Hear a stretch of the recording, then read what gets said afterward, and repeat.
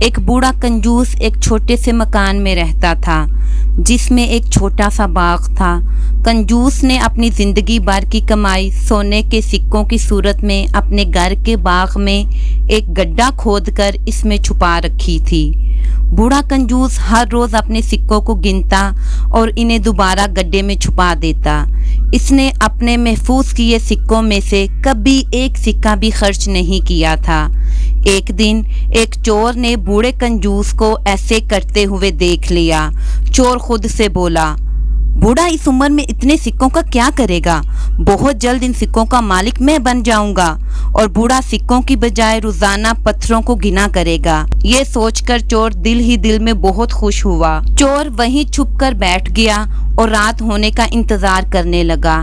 جب ہر طرف اندھیرا چھا گیا تو چور چپکے سے اٹھا اور باغ میں اس گڑھے کے قریب گیا جہاں کنجوس بوڑھے نے سکے چھپائے ہوئے تھے۔ اس نے سارے سونے کے سکے تھیلی میں سے نکالے اور ان کی جگہ تھیلی پتھروں سے بھر دی اور دوبارہ اس تھیلی کو وہیں اس گڈھے میں چھپا دیا اور چپکے سے وہاں سے چل دیا۔ اگلے دن بوڑھے کنجوس نے معمول کے مطابق اپنے سکوں کو گننا چاہا تو تھیلی میں سکوں کی بجائے پتھروں کو دیکھ کر چیخنے لگا اور زور زور سے رونے لگا، ہائے میں لٹ گیا، ہائے میں برباد ہو گیا، اب میں کیا کروں گا؟ رونے کی آواز سن کر کنجوس کے پڑوسی نے کہا، بھائی کیا ہوا؟ کیوں رو رہے ہو؟ کنجوس نے پڑوسی کو گڑھے میں چھپے سونے کے سکوں کی چوری کے بارے میں بتایا۔ تمام ماجرا سننے کے بعد پڑوسی نے اس سے پوچھا، تم نے سونے کے سکے گھر میں کیوں نہیں رکھے؟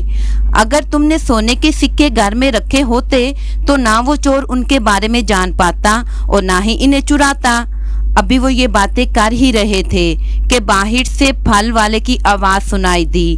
پڑوسی نے کہا کہ چلو کچھ پھل خرید لیتے ہیں، تو کنجوس بوڑھے نے صاف منع کر دیا، میں کچھ بھی نہیں خریدوں گا، مجھے دوبارہ سے پیسے جوڑنے ہیں اور میں دوبارہ سے پیسے جوڑوں گا۔ پڑوسی اس کی بات سن کر حیران رہ گیا۔ اب اسے یہ بات سمجھ میں آ گئی تھی کہ بوڑھے کنجوس کے ساتھ ایسا کیوں ہوا تھا۔ اس نے کنجوس سے کہا، اس پیسے کا کیا فائدہ جو انسان اپنی ذات پر نہ خرچ کر سکے؟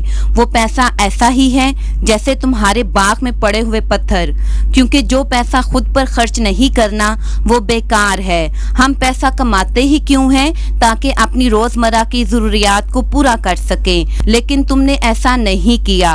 تم نے وہ پیسہ جوڑا اور اپنی ضروریات پر خرچ نہیں کیا، اور یہ پیسہ تمہارے لیے ایسے ہی ہے جیسے یہ پتھر بیکار پڑے ہوئے ہیں اس تھیلی میں۔